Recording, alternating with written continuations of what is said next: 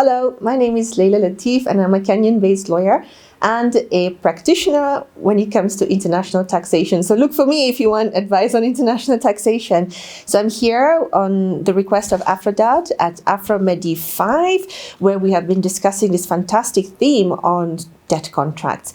And the reason why I'm here is to speak about the legal provisions in debt contracts that often are amiss to us, and they actually have a lot of legal nuances which we must be alive to. So there's a lot we can speak about when it comes to understanding the content of the debt contract and trying to identify where the red flags are.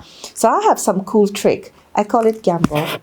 Okay, so what does gamble mean, right? So this is a talk about gamble with Leila. It's about understanding how we need to think about debt contracts. And the first part of gamble is G, which means look out for the provisions that speak about where dispute resolution is taking place. And usually in the debt contract, it's about governed abroad. A dispute resolution is governed by foreign rules, not the rules of the country that's borrowing the money.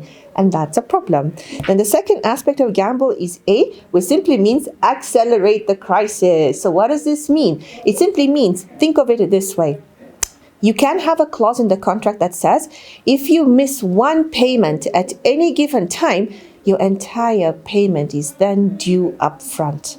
What does that do to a country? It pushes it to fiscal insolvency. And then we move on to M. M is all about multiply defaults. So some of you who are lawyers and you're watching this, it's all about cross default clauses, which again means if you default on one specific clause in the debt contract, then you have defaulted on all the other clauses. So the debt contracts are not independent. The clauses are basically an aggregate of each other. So beware of those clauses and make sure you raise awareness on that. And then the critical aspect B, bleed first. It's a terrible word. What does it mean? Simply think about those contracts that are collateralized on the basis of natural resources, right? We want to back up our debt with our mine, our gold mine, or our diamond fields.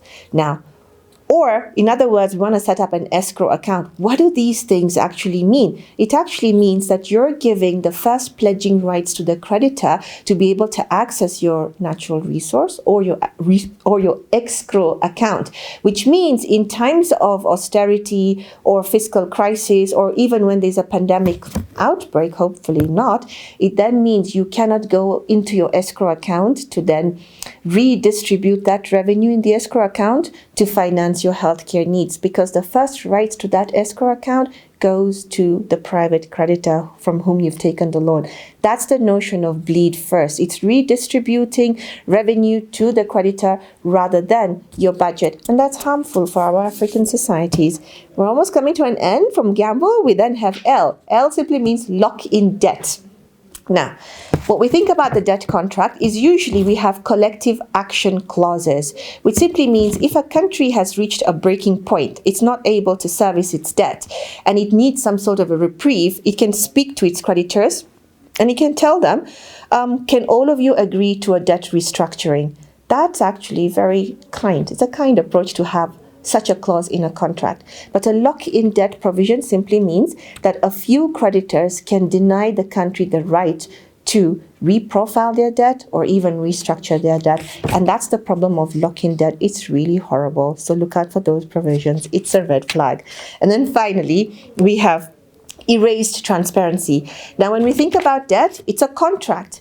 And in the legal field, we have this term called privity of contract, which means that that contract, insofar as its transparency is concerned, it's only going to be between the lender and the borrower. The public has no business perusing through or reviewing the provisions of that contract. That's the issue about erased transparency.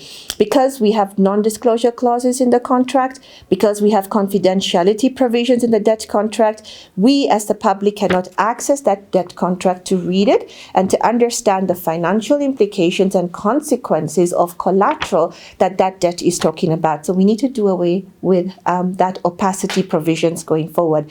Now, what does this mean for Africa?